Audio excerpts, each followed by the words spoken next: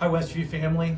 Chris and I want to share something with you that God has done this week. You know, over this past weekend, we had a Share Your Faith workshop.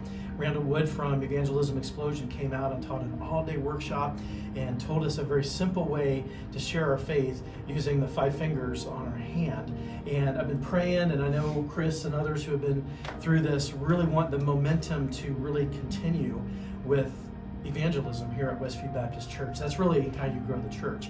And so we wanted to take just a minute and share with you an opportunity that God gave us Wednesday. So Chris, why don't you tell us how it started? Yeah, so on Wednesday I was at Target getting my soda like I always do, and walking by the exit, and there was a gentleman leaning up against the store, and I thought, oh, okay, and I just kept walking. And then I thought I heard my name, but he didn't know my name, and he was talking to me. So I turned around and I asked him what was going on. Started crying and basically said he was homeless. He had a friend that let him stay, and his wife came home and said, "No, you can't stay here," and he just wanted a place to stay. Tried to do the hand thing myself, and as we've talked before, it's just better to do that, I think, in pairs or even 3 if you can. And then after that's when I called you.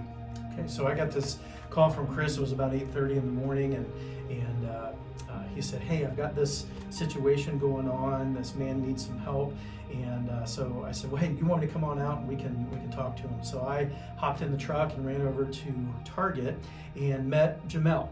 And Chris was there with him, and I kind of got his story a little bit, and we decided that we were going to try to help him out. He needed to get to a bus station to take a ride to a shelter. And so as we're walking up to the truck, he asked you a question. Yeah, he asked what the trees were, what they meant on my tattoo. And so that opened up the whole conversation about Jesus.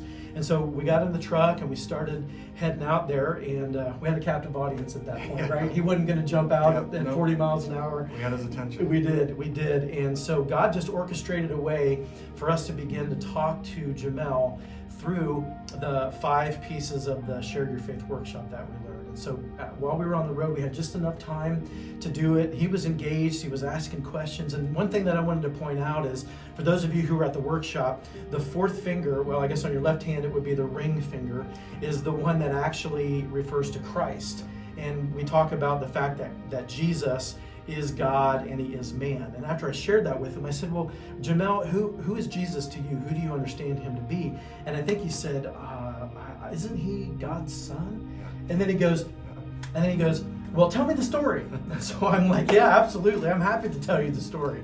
And so we talked about what Jesus did, dying on the cross and raising again the 3rd day. And I encouraged him that I believe God would do that even if Jamal was the only one here on earth that needed that salvation. And so as we continued on, we got into the parking lot there.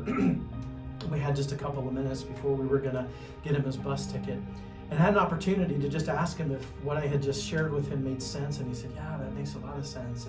And I asked him if that's something that he would like to do. Would you like to give your life to Christ? And he kind of hedged a little bit. He's like, "Well, you know, I'm not really sure." And of course, we don't want to push at that point. And then Chris, you kind of felt prompted to say something. Yeah, he made the comment, well, now I have to go out into the world, and I said, "Yeah, you can't go into the world alone. You need Jesus." Mm-hmm. Yeah, and that was enough for him to say, "Yeah, you're right, I do, and I am ready to commit my life." And so we went through some confirmation about what he was about to do. And so Chris and I had the opportunity right there to pray with him, and we got to witness another person who used to be dead come to life right there in the truck. And so it was an exciting thing. And then Chris was able to take him up and get him his bus ticket. And before he left, we gave him a Bible and some information about the church. And he definitely wants to try to contact us. And so we just wanted to take a minute and share with you that when you prepare, when you spend some time in preparation to share your faith, is it any wonder that God is going to give us opportunities to do that? And it was only a couple of days later. It's him. I mean, if I can do it, anybody can do it. Yeah. To help lead that. Absolutely. And so there was no question that God had orchestrated that for just that time. And so I wanted to give you that encouragement. Chris and I wanted to just share this story with you, take a couple minutes and do that, and let you know that God is all about saving people who are lost. That's the way you grow the church. And so I want to give you some encouragement. Keep this momentum going. We want Westview Baptist Church to be a church that is about sharing the gospel. We love you, Westview. Thanks for letting us share this with you.